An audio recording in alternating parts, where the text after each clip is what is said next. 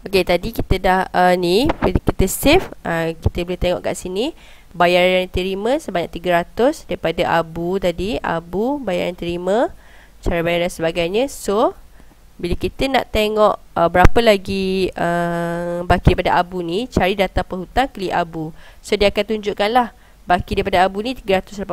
Kalau kita ada berapa nama, kita ada berapa kod penghutang kat bawah ni, dia akan tunjukkan total semua hutang kat sini. Tapi kalau kita nak tengok penghutang by name, kita klik je nama penghutang tadi, dia akan klik baki by penghutang tadi dekat sini. Okey, ini adalah total semua penghutang.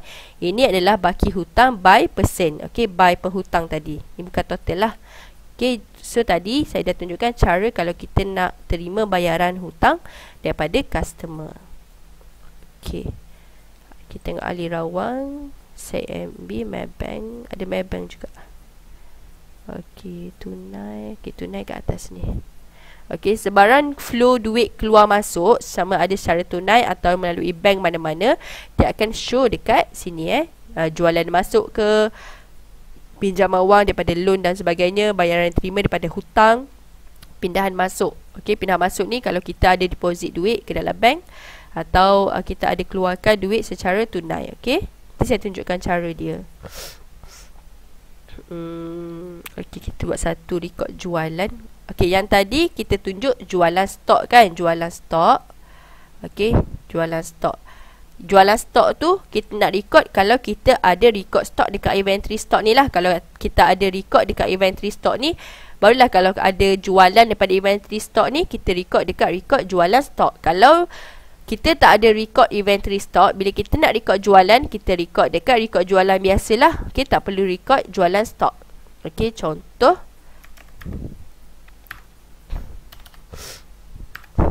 tarikh 1 Jan perkara, katakanlah kita tak rekod stok person admin, deposit full, kita terima bayaran katakan 200 ataupun 200, jumlah jualan 200. Okey, cara bayaran tunai, kod penghutang tak ada, save. Okey, so jualan kita dia bertambah nanti sebanyak 200. Okey, daripada 940 jadi tambah dari 200 lah. Jadi dekat Ali Rawang ni kita boleh tengok kita ada terima jualan secara tunai sebanyak 200. Tadi jualan secara yang transfer melalui Maybank 180 dan jualan secara transfer ke SMB sebanyak 300. Yang ni kita, kalau dalam Ali Rawang tunai ni, kita tak boleh tengok by sales atau by person yang buat bayaran, sebab dia akan accumulate semua sekali dekat dalam table ni. Okey, so tak boleh tengok satu-satu lah. Kalau tengok satu ni, kena tengok dekat summary balik. Okey, dekat summary jualan ni. Okey, dekat summary jualan. Okey, jualan stok. Jadi dekat summary ni juga kita boleh auto tahulah. Okey, untuk jualan pada 1 Februari ni adalah jualan daripada stok. Okey, untuk 1 Januari yang 2002 ni adalah jualan yang bukan daripada stok. Sebab bila ada jualan stok, dia akan keluar perkara jualan stok invoice nombor berapa. Okey, kalau perkara yang dijual tu adalah bukan daripada stok, dia tak akan keluarlah jualan stok. So kita boleh tahu teruslah, ini jualan daripada stok dan ini jualan bukan daripada stok. Okey. Okey, yang seterusnya saya nak bagi tahu, okey, contohnya kalau ada perniagaan di mana dia punya customer adalah walk-in customer, di mana dia tak ada save, dia tak ada keluarkan receipt satu-satu, tak ada save nama customer satu-satu, kiranya jual beli macam tu je lah. Okey, bukan contoh macam kedai runcit ke, restoran ke, car wash ke, kan, dia tak adalah keluarkan receipt satu-satu, nak ambil nama customer dan sebagainya. Jadi untuk perniagaan yang macam ni, kalau kita nak total upkan semua semua jualan dalam sehari tu dalam satu rekod, boleh buat macam tu. Okey, contoh kalau peniaga restoran, bila nak tutup akaun sehari tu kan, dia kira duit dia punya dalam mesin cash berapa kan. Okey, contoh kata jualan pada hari itu adalah sebanyak 3,000, dia boleh terus rekod dekat rekod jualan ni sebanyak 3,000, tak perlu rekod by customer dan sebagainya. Contoh 16, masukkan satu tarikh. Okey, perkara jualan, perkara ni terpulang pada masing-masing untuk kita senang faham lah. Okey, Contoh kata kita dapat jualan hari tu sebanyak 3,000. Okey, kita punya jualan 3,000. Cara jualan ni cash lah. Okey, katakan kita dapat 3,000 secara tunai. So kita save. Dia tak masuk. Tak ada. Sekejap, saya buat sekali lagi. 200, 100. Ikut jualan. Dia dah ni dah. Dia start dah. Tak apa. Okey, macam tu lah kiranya. Once kita record jualan, kalau kita walk in customer, tak ada kita tak ada record data by customer yang by person yang datang membeli tu, dan kita tak ada keluarkan receipt satu-satu pada customer, kita boleh total up kan sekaligus je jualan untuk sehari tu. Okey, dan untuk peniaga yang mana setiap hari dia nak depositkan duit dalam bank kan, depositkan duit, mungkinlah dalam sehari tu dia dapat duit daripada customer secara cash dalam kuantiti yang banyak atau dalam jumlah yang banyak. So dia nak transfer masuk ke dalam bank setiap hari. So cara dia perlu record juga dalam record account Okay, cara dia pergi dekat asset dan lain-lain ni. Okey, pergi dekat pindahan. Okey, pindahan ni bukan pindahan kepada orang lain atau dipindah masuk daripada orang lain.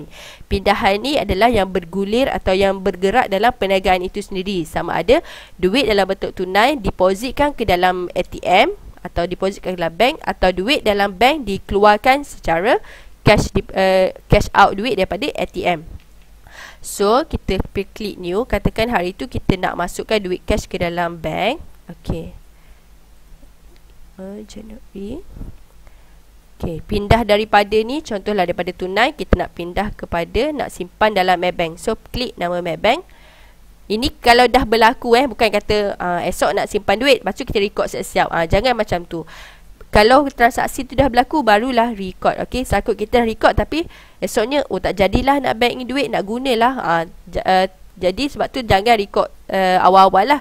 So once kita dah deposit duit tu, barulah kita record. Okey, jumlah pindahan katakan dah ada jualan 200 tadi tunai kan, 200. Okey, masukkan reference yang ada dekat bank tu, duit jualan.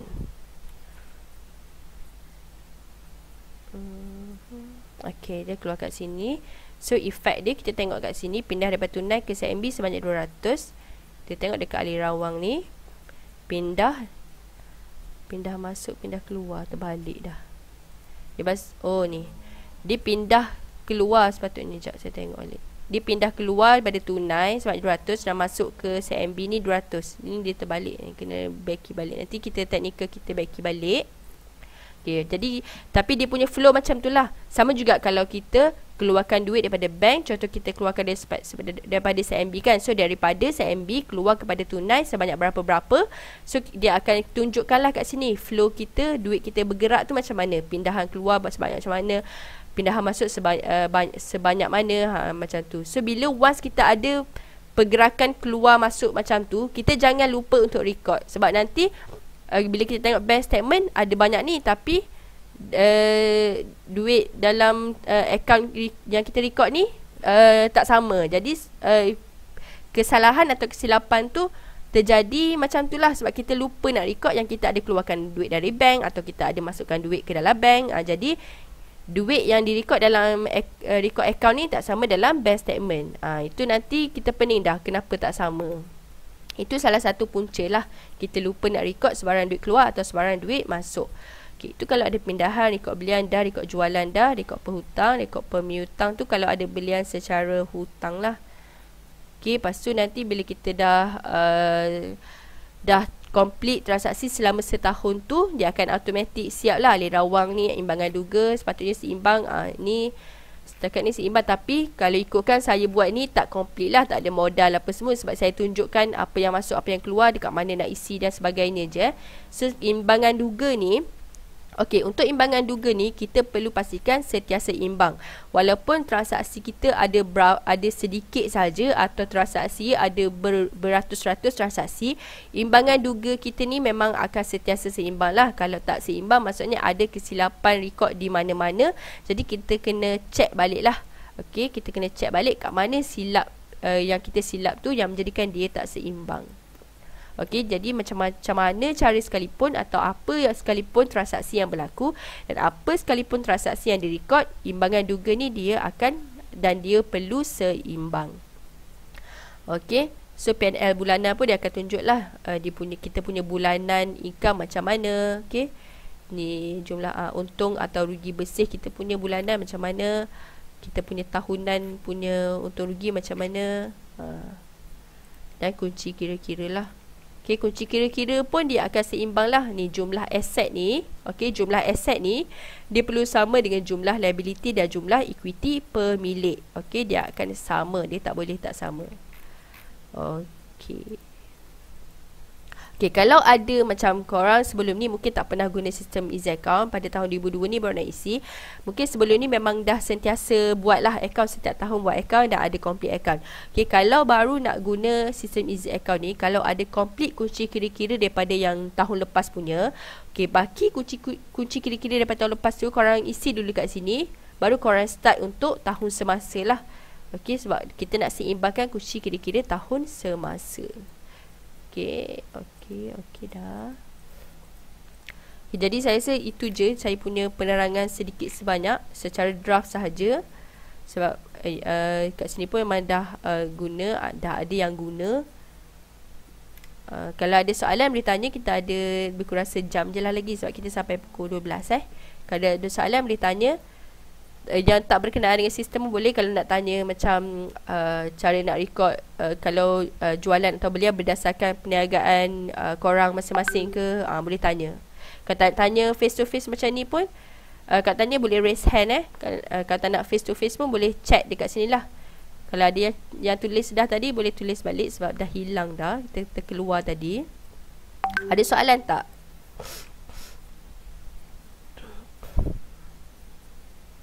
Nak upgrade sistem ke mana kalau kita dah salah klik balik. Okey. Rene Jeremy, dia tanya sistem lama nak upgrade sistem ni ke? Okey, sekarang kalau yang dah beli daripada tahun-tahun sebelum ni, dia bukan yang macam ni kan, dia sistem dia interface dia lain kan. Okey, sekarang kita dah update kepada interface ini. Jadi untuk yang pengguna yang dah guna sistem yang lama tu, yang belum interface macam ni, teruskan je guna yang tu. Tapi untuk next year, once you klik daripada link dalam email tu, korang akan dapat interface yang macam ni lah. Okey, even sekarang pun kalau ada yang beli, bila dia klik link tu, dia akan dapat interface yang macam ni. Tapi kalau ada pengguna yang sedang guna interface yang lama, teruskan je guna. So untuk tahun seterusnya, kalau you klik link dalam email tu, korang akan dapat interface yang macam ni lah. Jadi ini adalah interface atau update yang terbaru lah. Okey, update yang terbaru. Kita dah upgrade dah pun, dah siap upgrade dah. Okey. Macam mana kalau kita dah salah key in, nak delete balik tapi dekat bahagian stok. Okey, dekat bahagian stok ni, dekat bahagian stok, dekat sini boleh edit. Okey, dia ada dua perkara lah yang boleh edit. Okey, kalau silap record tu, dekat sini dia tak perlu delete lah, kita boleh edit je. Contoh klik shampoo ni, edit kan, edit. Okey, dekat sini kita boleh ubah atau edit nama, kod UM dan harga jual sahaja. Tapi kalau nak edit yang dia punya ni, pergi dekat track record atau buy stock. Sekejap buy stock, edit.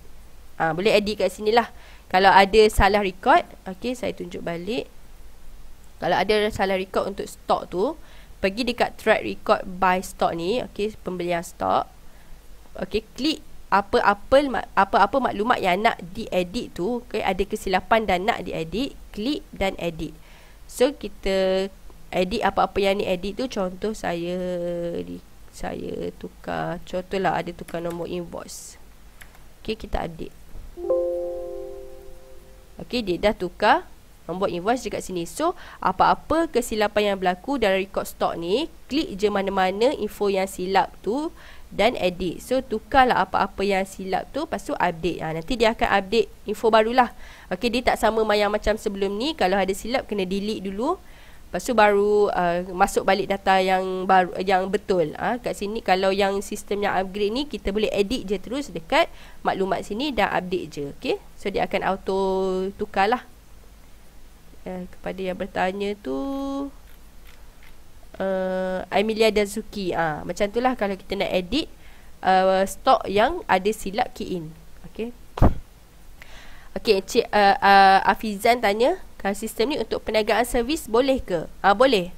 Untuk ini dia orang kata akaun ni dia sama je, sama ada jual servis ke, jual produk ke, sama je. Dia ada hasil jualan atau hasil pendapatan lah dia kata. Tapi dia punya formula tu sama sahaja. Okey. Kecuali kalau jual servis ni dia sah-sah lah, tak ada stok. Okey, dia sah-sah tak ada stok dan tak ada bahan mentah, so boleh terus record dekat jualan lah. Okey, jualan ni maksudnya hasil daripada jual servis tu berapa dan sebagainya. So untuk perniagaan servis tak ada masalah, boleh guna record belian pun mungkin tak adalah. Ada certain khidmat yang menjual servis dia ada record belian, tapi ada certain perniagaan yang jual servis dia tak ada record untuk belian. Okey, bergantung kepada jenis perniagaan dan perkara apa yang dibeli tu. Okey, kalau yang dibeli tu untuk dijual balik pada customer, itu perlu record dalam belian. Okey, Nurul Fatihah tanya, macam mana kita ada kena hutang bank secara bulanan? Macam kita nak key in untuk aset dan hutang kita bayar tu. Okey, untuk kenderaan, okey, pergi dekat record asset. Okey, pergi dekat aset tetap kan, klik new, kategori aset, masuk kenderaan, tarikh 1 hari bulan Januari, jumlah, contoh jumlah ni adalah down payment. Okey, berapa yang korang bayar masa buat belian pertama tu. Contohlah kata korang bayar tu sebanyak berapa, 10,000 lah katakan, 10,000. Cara bayaran, bayar melalui CMB.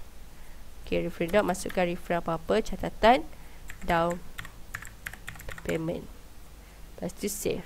Okay, ini adalah untuk record bayaran pertama. Bayaran yang dibuat untuk beli kereta tu, tetapi yang dibayar secara cash lah, orang kata bayar secara cash, maksudnya bukan hutang. So, katakanlah harga kereta tu sebanyak 70,000, so korang akan ada lagi baki hutang kenderaan tu sebanyak 60,000. Jadi pergi dekat new, masukkan kategori aset iaitu kenderaan, tarikh 1 hari bulan Januari. Okey, ini masukkan baki pula baki 60,000. Tak perlu pilih cara bayaran, masukkan nombor reference yang sama, catatan, hutang, baki ansuran lah, baki ansuran, nak senang faham Just save. Lama. Okey, tapi cara dia macam tu. Nanti dia akan tunjukkan jumlah aset kita sebanyak 70,000, tetapi duit yang keluar untuk beli kereta tu 10,000 sahaja. Okey, untuk kenderaan ni rasa tak ada kot, ni silap silap tambah, silap section. Dan untuk rekod pembayaran ansuran kereta tu, pergi dekat rekod pemihutang, pergi dekat rekod pemihutang lain-lain. Okey, masukkan new. Okey, pemihutang ni kena tambah dululah. Okey, sekejap Contohlah kita buat loan kereta ni dengan bank, public bank kita buat public bank. Okey, masukkan nama public bank dekat sini. Tak perlu letak dekat pemihutang, apa maklumat pemihutang tu. Public bank. Okey, public bank. Okey, pergi dekat rekod pemihutang, sebab bila kita bayar kepada kita berhutang dengan pihak luar, kita perlu rekod sebagai pemihutang rekod pemihutang. Rekod pemihutang dagangan ni adalah pembekal stok kita. Jadi kalau kita berhutang selain dengan pembekal stok, kita rekod sebagai pemihutang lain-lain lah.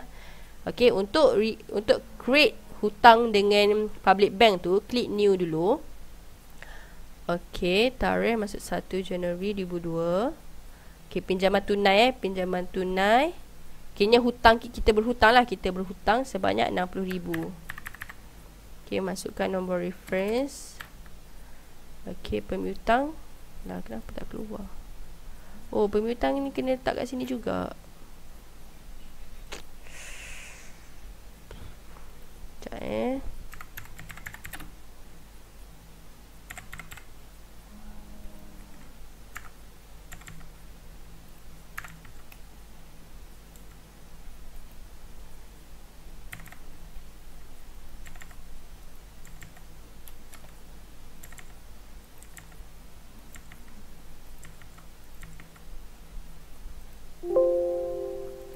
Okey.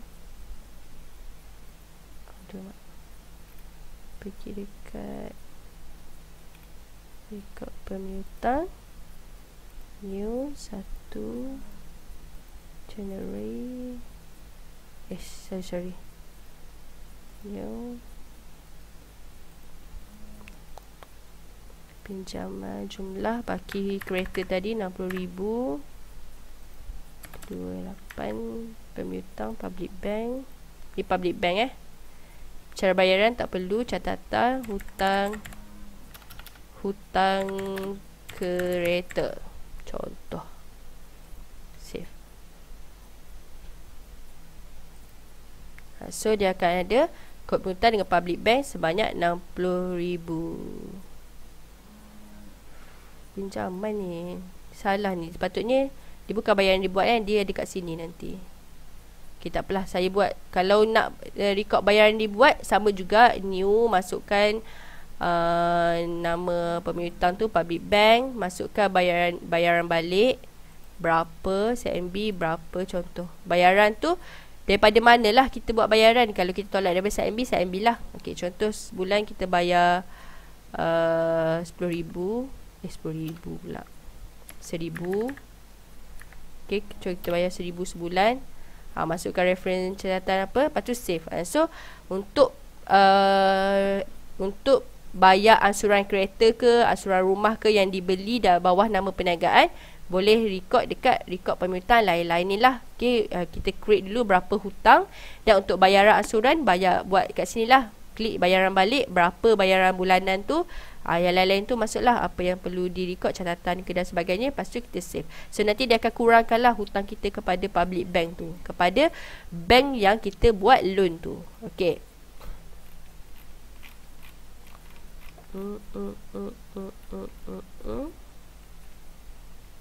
Kalau nak yang terbaru macam mana? Okey, kepada tak ada nama ni 310771 ni, kalau nak yang surface macam ni, kalau awak dah pernah beli, kan dah dapat link sistem kan, klik je daripada link sistem yang dalam email tu, akan dapat lah yang update ni. Akan dapat yang ni. Tapi hutang bank kita dah pernah dapat tahun sebelum, tapi kita beli mesin mana masih berjalan.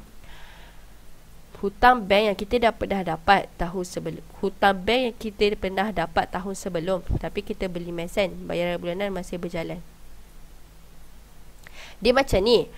Kalau kata kita buat loan dengan bank, okay, flow dia, okay, yang pertama, contoh kita buat loan dengan bank, lepas tu loan daripada bank tu kita beli mesin, lepas tu kita masih bayar ansuran pada bank tu. Okay, so untuk loan yang dibuat dengan bank tu, sama juga rekod dekat pemihutang ni, masukkan dengan rekod pemihutang lain, masukkan bank mana yang kita buat hutang dan sebagainya. Untuk hutang, untuk create hutang tu tak perlu pilih cara bayaran lagi. Okay, lepas tu kita dah beli mesin. Bila kita beli mesin tu, katakan kita beli secara cash daripada loan tadi, rekod dekat record asset ni, dekat record asset ni. Okay, record lah aset apa yang kita beli, katakan alatan dan mesin. Alatan dan mesin, record je lah pembelian mesin tu berapa dan sebagainya kan, bayar macam mana ke, kiranya record je pembelian mesin tu macam biasa. Dan untuk pembayaran ansuran daripada loan bank tadi, kita update lah bayaran dekat sini, rekod permintaan lain, klik new. Okay, contoh kita buat hutang dengan mana tadi, public bank lah contohnya, kita buat loan. Kita untuk bayar bulan-bulan balik tu, kita klik bayaran balik. Lepas tu yang lain-lain tu masuk macam biasalah, tarikh kita buat bayaran, jumlah kita buat bayaran, nombor reference yang pembayaran yang kita buat tu, dan lain-lain cara bayaran dan sebagainya, sama je lah. So ini cara kita nak create hutang, create yang kita ada hutang dengan certain institusi, dan macam mana kita nak record bayaran ansuran kepada institusi tersebut. Okay, seterusnya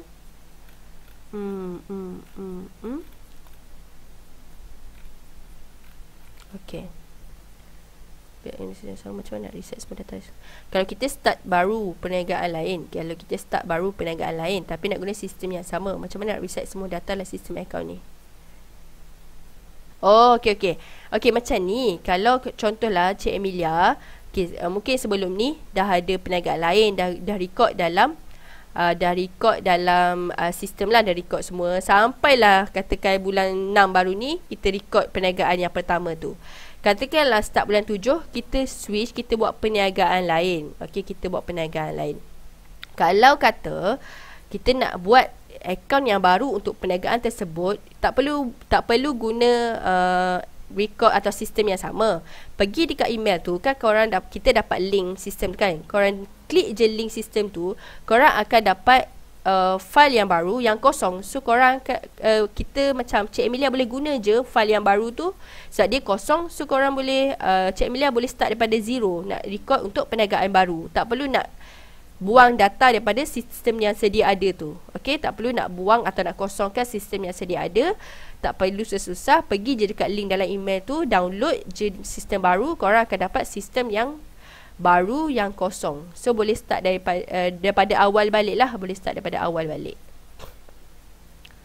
Kalau kita nak setkan harga untuk borong, boleh ke? Okey, Cik Zairi, untuk set harga tu dia boleh set satu harga sahaja kan. Dia boleh set satu harga sahaja. Kalau kata dekat inventory stock ni, inventory stock untuk invoice. Okay, kalau dekat inventory stock ni, katakanlah harga jual ni, kalau harga jual ni korang dah set, tak kisahlah, dia boleh set satu harga sahaja. Tetapi bila kita nak record jualan stok, okay, kita nak record jualan stok, dekat harga per unit ni boleh adjust. Katakanlah harga tu, tadi kita masukkan harga shampoo ni 49 kan. Katakanlah orang tu dia beli secara borong, tak kisahlah. Kalau harga borong kita sebanyak 50 botol, jadi kita nak bagi harga pada dia sebanyak RM40. So dekat harga ni masih boleh edit. Dia tak fix lah, maksudnya boleh edit kat sini sahaja. Okey, jadi dekat record inventory stock tu boleh set satu harga sahaja. Tapi once kita nak record jualan stok ni, kita boleh edit harga dekat sini lah. Okey. So untuk harga tu tak susah lah kalau kita nak edit harga tu berubah ke dan sebagainya.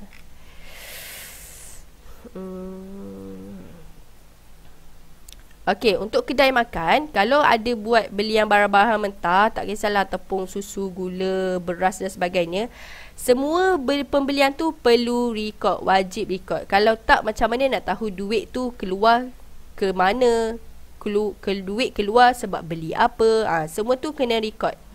Okey, katakan dalam satu resit tu ada pelbagai barang, tak perlu asing lah buy barang tu, record by receipt je.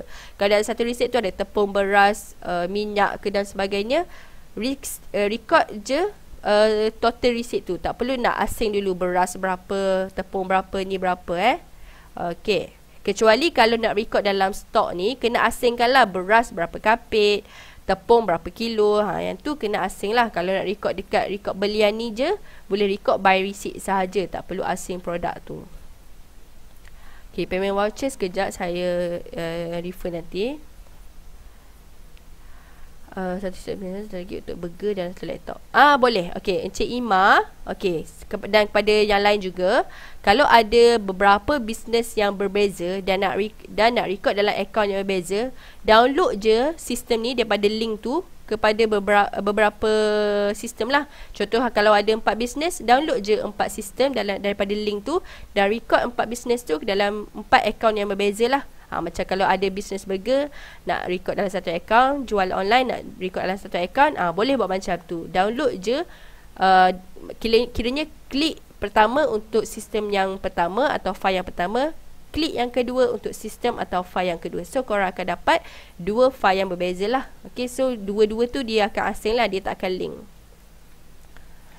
Okey, Cik Hafizan boleh ke guna sistem ni dekat 2 komputer? Okey, untuk penggunaan satu sistem dalam 2 komputer, dia tak boleh digunakan dalam satu masa yang sama.